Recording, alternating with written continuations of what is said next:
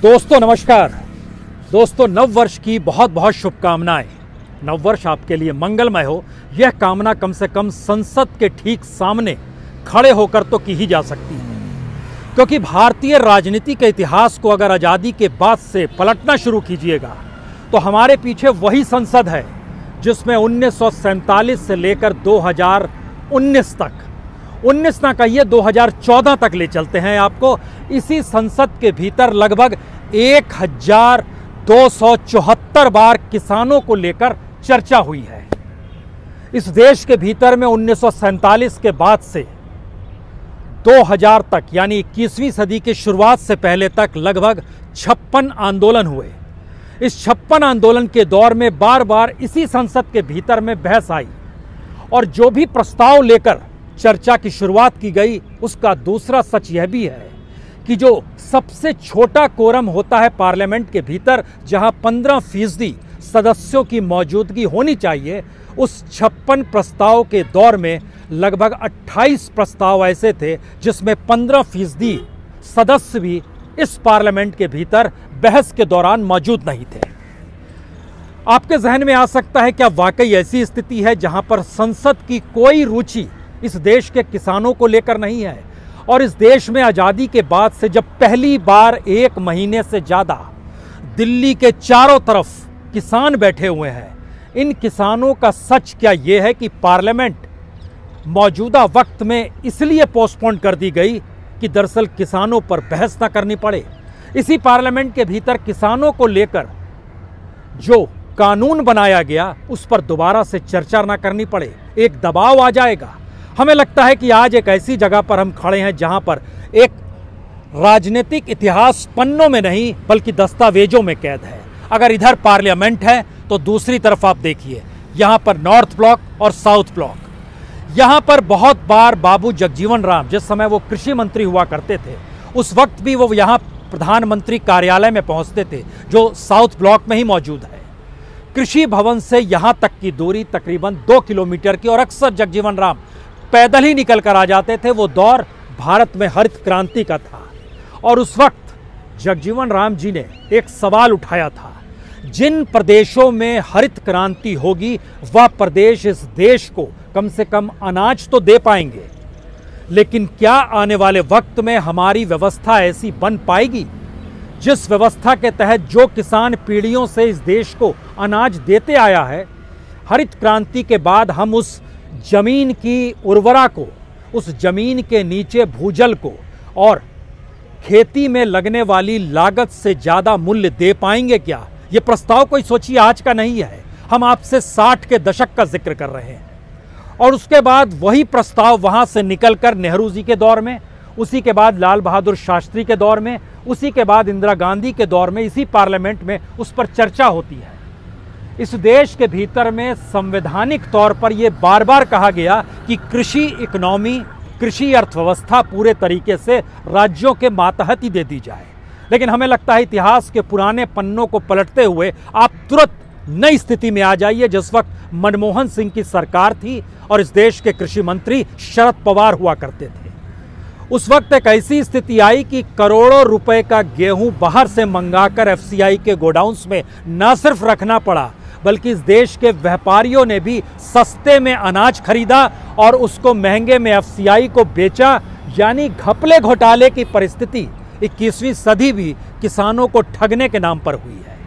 और यही से ये सवाल निकलता है, क्या मौजूदा वक्त में एक ऐसा सफ़र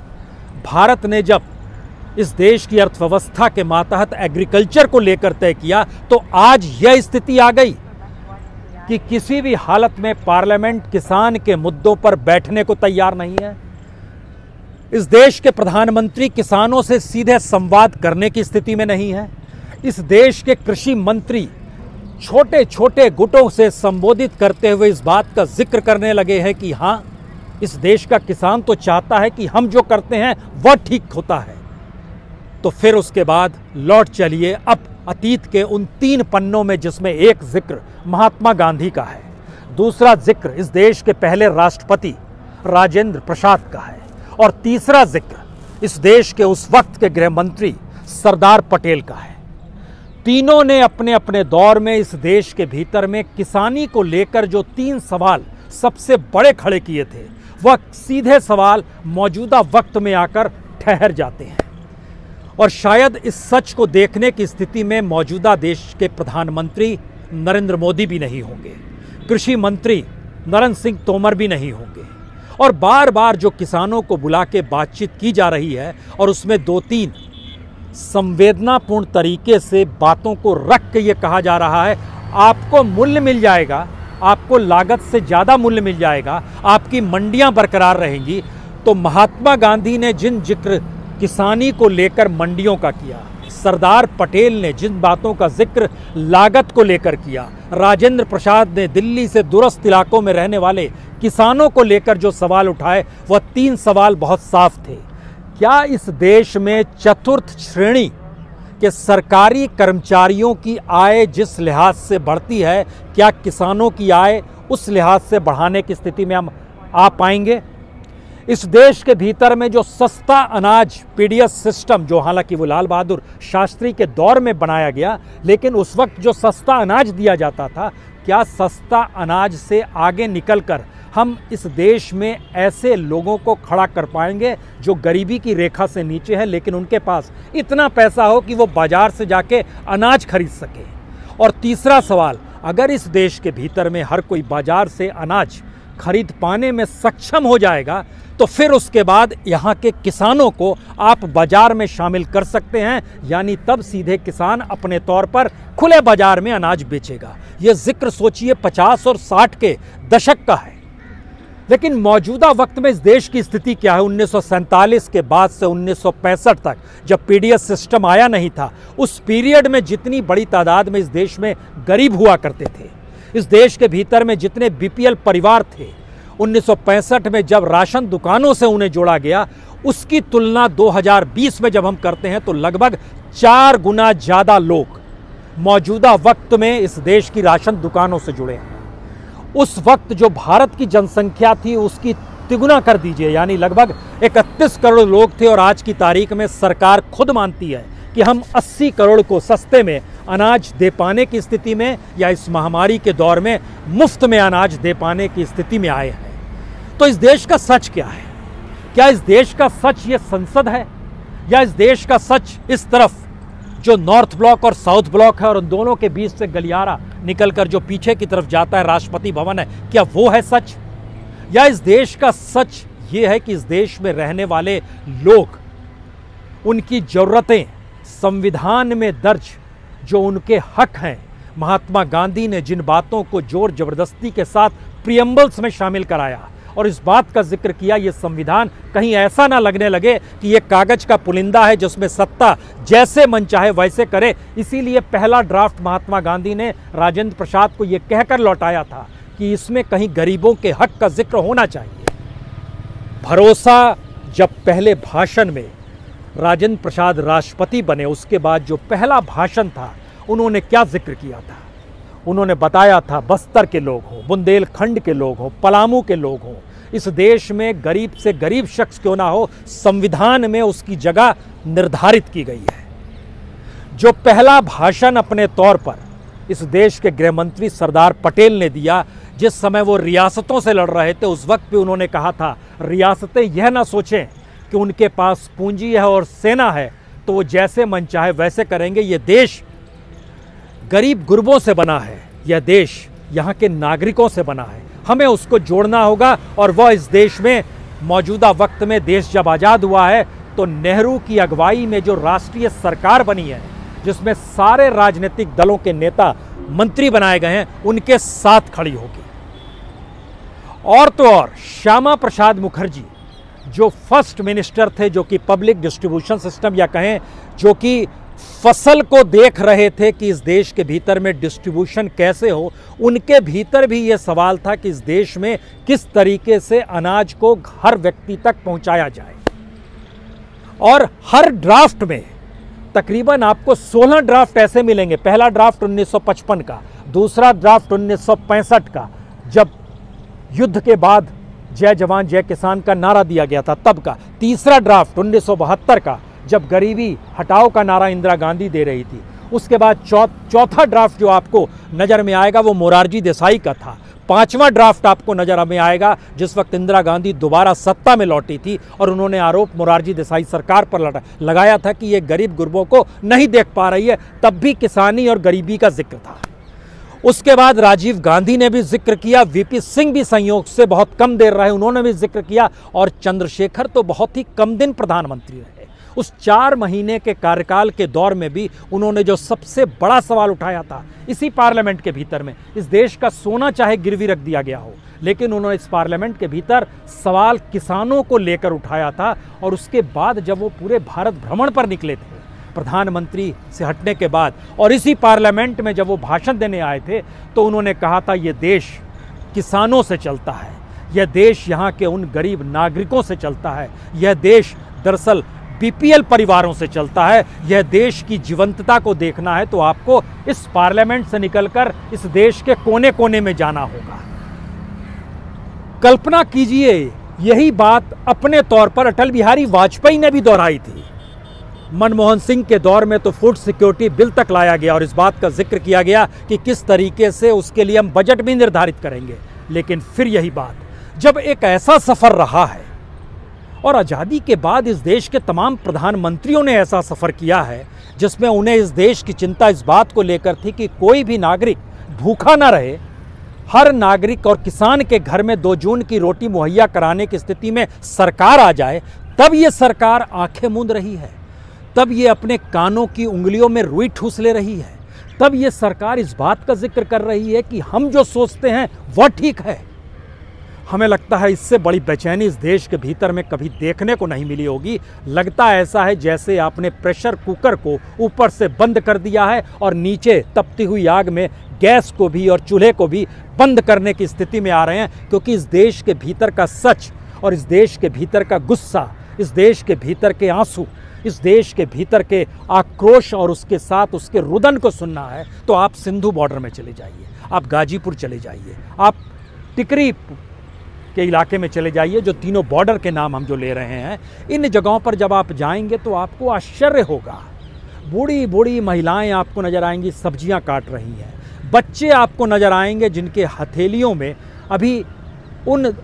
लकीरों की उम्मीद अभी पनपनी शुरू हुई है जहां उन्हें भविष्य का भारत अपने कंधे पर लेकर बढ़ना है। लेकिन ये सब कुछ के भीतर कहीं आंसू है, कहीं रुदन है, वो इनमें बेचैनी है। कैसे वो इस रूप में अपने घरों में सो सकते हैं, खास तौर से तब जब दिल्ली की सर्द रातें पूरे देश के भीतर में ये मैसेज दे रही है कि यहाँ हड्डियाँ ठिठुरने वाली ठंड पड़ रही है और पूरा का पूरा परिवार अगर इन जगहों पर खुले आसमान तले बैठा है तो इस देश का सच क्या ये था। एक स्थिति हमको लगता है आज और जिक्र करना चाहिए, क्योंकि हम ऐसी जगह पे खड़े हैं जहाँ पे बार बार चर्चा इस बात को लेकर होती थी। जिस समय इस देश के भीतर में आज़ादी या विभाजन के बाद जो विस्थापितों का पूरा जमावड़ा था, आपको जानकर हैरत होगी इन इलाकों में भी वो आ गए थे और विस्थापितों का इतना बड़ा जमावड़ा इस पूरे इलाके में हुआ था कि जिसके बाद नेहरू से 3 मंत्री मिले और उन्होंने इस बात का जिक्र किया किसी भी हालत में इन विस्थापितों को घर देने के लिए आप व्यवस्था कीजिए। और तब अलग अलग कॉलोनियाँ दिल्ली में बनी, तब ऐसी सोच बनी कि जो विस्थापित है उनको किस रूप में बसाया जाए, और तब एक आंकड़े तैयार किए गए कि कौन गुजरात में रह रहा है, कौन राजस्थान पहुंचा है, कौन उत्तर प्रदेश पहुंचा है, कौन मध्य प्रदेश पहुंचा है, कितनी बड़ी तादाद पंजाब में है, कितनी बड़ी तादाद जम्मू जाएगी, कितनी बड़ी तादाद दिल्ली में बसाया जाए। लेकिन मौजूदा सच क्या है? मौजूदा सच यह है कि जब विस्थापित इस महामारी के दौर में लौट रहे थे, प्रवासी होकर प्रवासी के साथ विस्थापित का दर्द लिए जा रहे थे, और मौजूदा वक्त में पंजाब से, हरियाणा से, राजस्थान से, महाराष्ट्र से, उत्तराखंड से, उत्तर प्रदेश से, इन जगहों के बड़े किसान जब यहाँ पर पहुँचे हुए हैं बड़ी तादाद में, तो वो किसी विस्थापित से भी बुरी स्थिति में है। यह तो उनकी सक्षमता है और लोगों का जुड़ाव है, और शायद भारत की ताकत यही है कि जब पार्लियामेंट आंख मूंद ले, नॉर्थ और साउथ ब्लॉक के भीतर में जब चर्चाएं बंद हो जाए, तब यह देश एकजुट होता है। और इस देश में नागरिक हाथों में हाथ थामकर इस बात का एहसास कराना चाहता है कि देश संसद से नहीं चलता है, देश नॉर्थ साउथ ब्लॉक से नहीं चलता है, देश पॉलिसी और दस्तावेजी कानूनों से नहीं चलता है। इस देश की रगों में जब तक लोगों का दर्द नहीं होगा, इस देश की रगों में जब तक किसानी की बात नहीं होगी, और इस देश की रगों में जब कानून बनाते वक्त उस पूरे परिवार, उसके साथ जुड़े सरोकार और शायद ज़िंदगी जीने की जद्दोजहद नहीं होगी, तब तक किस बात का हर्षोल्लास और संयोग। देखिए, अपने घर बार को छोड़कर दिल्ली की सीमा पर बैठे हुए हैं किसान, और प्रधानमंत्री ने आज इस देश में कहा बेघरों को हम घर देंगे, और उसके लिए बटन दबाया, ऐलान किया। यह कौन सी स्थिति है? इस दौर में प्रधानमंत्री लगातार, चाहे वो घर देने का जिक्र हो, चाहे वो यूनिवर्सिटीज़ का जिक्र हो, चाहे हेल्थ सेक्टर का जिक्र हो, सबसे बुरे इंफ्रास्ट्रक्चर के दौर में अगर आप 5-5 साल के कार्यकाल को बांटिएगा और इतिहास के पन्नों को पलटिएगा कि इन 5 साल में यूनिवर्सिटीज़ कितनी बनी, इन 5 सालों में मेडिकल इंस्टीट्यूशंस कितने बने, इन 5 सालों के भीतर में वाकई कितनों को घर मिला, तो आपको समझ में आएगा। अब सरकारी दस्तावेज को देखिए, उन दस्तावेज को पलटते वक्त आपको लगेगा कि ऐलान बड़े थे, ऐलान को लेकर प्रचार बड़ा था, उस प्रचार को लेकर ढोल पीटने वाला मीडिया बड़ा था, उस ढोल पीटने के आगोश में पार्लियामेंट भी समा गया और पॉलिसी बनाने वाले मिनिस्टर्स भी समा गए। तो फिर इसका मतलब क्या है? आखिरी सवाल यही है, संसद लोकतंत्र का मंदिर जरूर है, नॉर्थ और साउथ ब्लॉक पॉलिसी बनाने की जगह जरूर है, लेकिन कोई भी देश सिर्फ दस्तावेजी तरीके से नहीं चलता है, कोई भी देश सिर्फ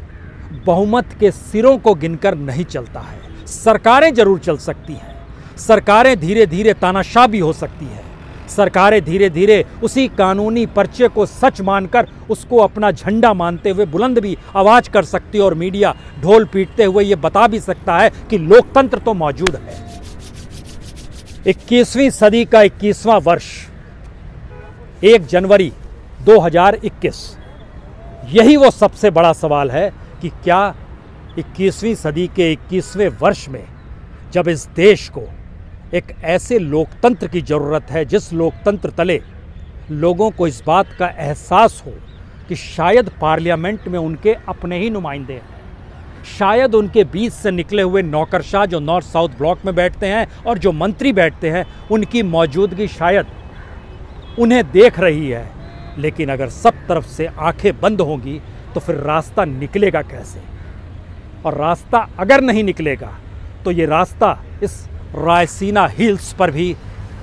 इसकी खूबसूरती में नहीं समाएगा, और ना ही पार्लियामेंट की नई बिल्डिंग बनाने से रास्ता निकल पाएगा।